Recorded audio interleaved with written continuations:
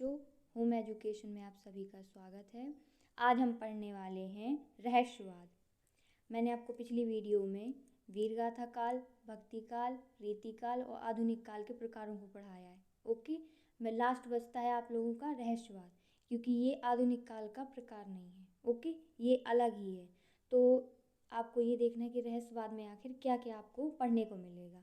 Okay, तो चलिए हम स्टार्ट करते हैं रहस्यवाद को। ये देखिए, तो आपको रहस्यवाद में क्या पढ़ना है पहले, उसकी सबसे पहले आप लोग पढ़ेंगे डेफिनेशन। क्या पढ़ेंगे आप लोग? डेफिनेशन। ओके, तो आप लोगों को क्या करना है सबसे पहले, इसकी 1 मिनट रुके, हम आपको बता रहे हैं इसके।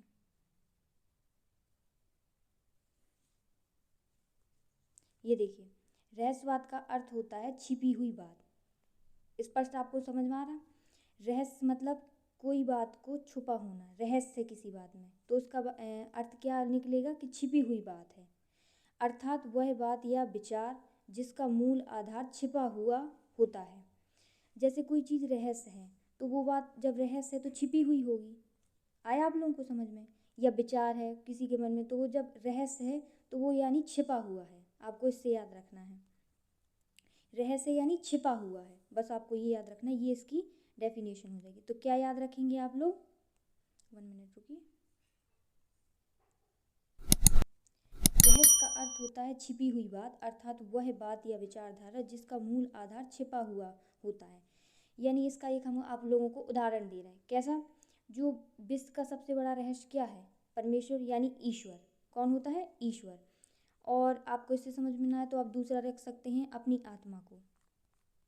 किसको? अपनी आत्मा को, क्योंकि किसी ने देखा नहीं है लेकिन ये रहस्य है। ओके, वैसे ही ईश्वर है कि किसी ने देखा नहीं है लेकिन ये चीज़ रहस्य में, रहस्यवाद में आती है। ओके, तो ये इसके उदाहरण हो गए आप लोगों के। ओके, तो ये क्या मैंने आप लोगों को बता दी, डेफिनेशन। ओके, अब आप लोगों को बताने वाली हूँ मैं इसकी विशेषताएं। 1 मिनट रुकिए, इससे पहले आप लोग एक चीज़ और देख लीजिए। ये डाला है आचार्य रामचंद्र शुक्ल जी के अनुसार, क्योंकि जिस काल में परिभाषा तो होती है लेकिन उस दो या एक कवि ऐसे होते हैं कि जो अब परिभाषा अपने अनुसार देते हैं। तो इसमें दी है आचार्य रामचंद्र जी ने और राम कुमार वर्मा जी ने। ओके, तो दो कवियों ने इसमें दी है। तो इन्होंने क्या कहा कि चिंतन के क्षेत्र में जो आद्वैतवाद है वही भावना के क्षेत्र में रहस्यवाद है। ओके, तो आपको इससे क्या है समझ में आ रहा है? चिंतन के क्षेत्र में। अब आप ये याद रखिए, चिंतन के क्षेत्र में आया आप लोगों को समझ में? जो चिंतन के क्षेत्र में आद्वैतवाद है वही भावना के क्षेत्र में रहस्यवाद है। ये किन के अनुसार थी? आचार्य रामचंद्र शुक्ल जी के अनुसार थी। ओके, तो ये आपको याद रखनी पड़ेगी इनकी डेफिनेशन, क्योंकि क्वेश्चन पेपर में ये आ जाता है कि इनके अनुसार लिखिए। किन के अनुसार? आचार्य रामचंद्र शुक्ल जी के अनुसार, क्योंकि आपको परिभाषा हो ना हो लेकिन कवियों के अनुसार जरूर होनी चाहिए। ओके, फिर दूसरी क्या है आप लोगों की? राम कुमार वर्मा जी के अनुसार ये आत्मा और परमात्मा का गुप्त वाग विलासी रहस्यवाद कहलाता है। देखो, जब रहस्य है तो गुप्त तो होना ही होना है। रहस्य का मतलब गुप्त भी होता है, इसका पर्यायवाची आप लोग रख सकते हैं। ओके, तो जो आत्मा और परमात्मा, आत्मा मतलब जो अपनी आत्मा, परमात्मा का मतलब ईश्वर, जो अपनी आत्मा का और ईश्वर का मिलन होता है उसे रहस्यवाद कहते हैं। आया आपको समझ में? ये है इसकी परिभाषा कि जो आत्मा अपनी मतलब आत्मा और ईश्वर का जो मिलन होता है, ओके, जो संबंध होता है उसे रहस्यवाद कहते हैं। ओके, चलिए, ये हो गई आप लोगों की डेफिनेशन। हमने अनुसार भी बता दी और इसकी डेफिनेशन भी बता दी। ओके, अब आपको देखनी पड़ेगी विशेषताएं। तो सबसे पहले है प्रेम की अभिव्यंजना। तो अभिव्यंजना से आप रख सकते हैं एक्सप्रेशन, मतलब कि आप अपने प्रेम को किस प्रकार व्यक्त कर सकते हैं किसी के सामने, वो है। तो रहस्यवाद में इस चीज़ की बड़ी प्रधानता दी गई है। किस चीज़ की? प्रेम की अभिव्यंजना की। ओके, तो आप लोग कैसा लिखेंगे कि रहस्यवाद में प्रेम की अभिव्यंजना की प्रधानता होती है, या प्रयोग होता था, या इसका वर्णन मिलता था। आप लोग कुछ भी लिख सकते हैं जो आप लोगों को पसंद हो। ठीक है, सेकंड क्या आ रहा है? रहस्यवादी कविता। अब देखो, जब रहस्यवाद है तो इसमें रहस्यवादी कविताएं भी लिखी जाएंगी, तो उसकी प्रधानता होती थी कि रहस्यवादी कविताओं की भी प्रधानता होती थी। ओके, अब याद हो आप लोगों को, मैंने अभी डेफिनेशन बताई थी आप लोगों को। किसकी बताई थी? 1 मिनट रुकिए। आचार्य रामचंद्र शुक्ल जी की, चिंतन के क्षेत्र में। दिख रहा है आप लोगों को? चिंतन के क्षेत्र में, बस आ जाइए अब। मैंने वही बताई थी कि चिंतन की प्रधानता, क्योंकि मैंने आपको पहले बताया कि आप इसको याद रखिए, क्योंकि ये विशेषताओं में आप लोगों के काम आएगा। जो परिभाषाओं में है वही आपको इसमें मिलेगा। ओके, तो चिंतन की प्रधानता क्या थी इसमें कि रहस्यवाद में चिंतन की प्रधानता। जब रहस्य है, अपन लोग कोई चीज़ ढूंढेंगे अपन को नहीं मिलेगी। जैसे किसी चीज़ में रहस्य है या आपकी कोई बात में है तो आप लोग उसको ढूंढेंगे, बार बार पढ़ेंगे लिखेंगे, लेकिन उसमें रहस्य ही रहेगा तो आपको चिंता होगी कि आखिर हम लोगों को ये मिल क्यों नहीं रहा है। वही चीज़ है ये रहस्य, उसी को कहेंगे हम लोग। ओके, तो ये हो गई आपकी तीन, ये क्या है आप लोगों को बताई मैंने, तीन विशेषताएं। अभी आपको तीन और बताते हैं। ओके, ये देखिए, 1 मिनट,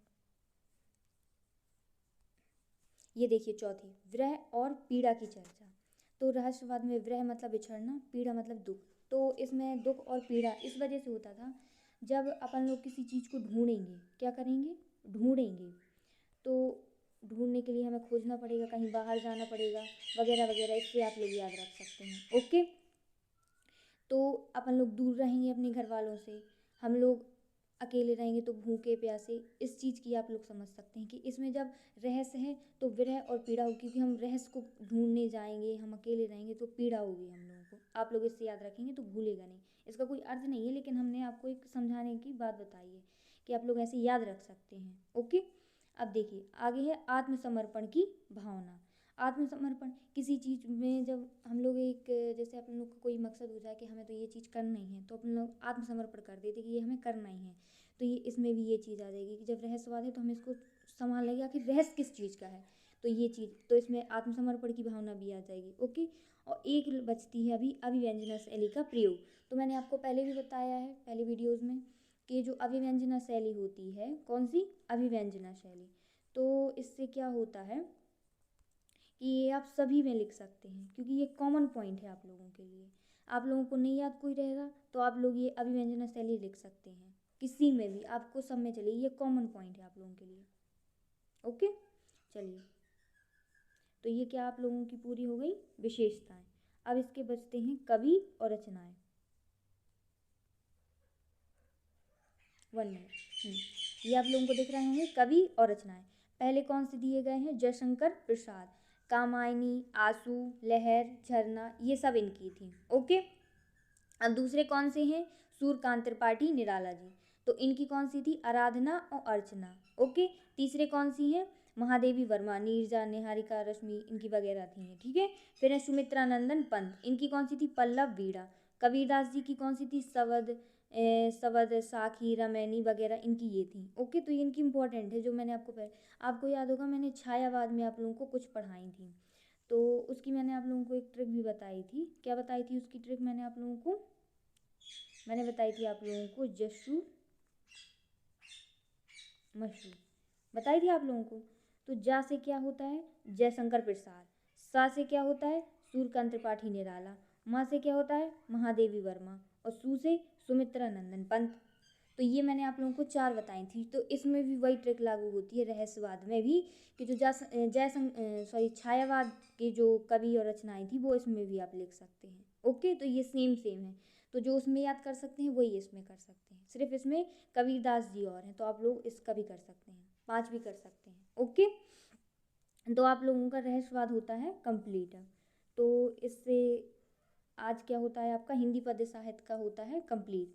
तो थैंक यू, और आगे मैं वीडियोस जो बनाने वाली हूँ उसमें पढ़ाऊँगी आप लोगों के लिए रस, जो आप लोगों के हिंदी ग्रामर में होते हैं, तो मैं आपको रस पढ़ाने वाली हूँ। तो अगर इसमें और कोई आप लोगों को दिक्कत हो हिंदी पद्य साहित्य में, तो आप मुझे कमेंट बॉक्स में लिख दीजिएगा। ओके, तब तक के लिए गुड नाइट।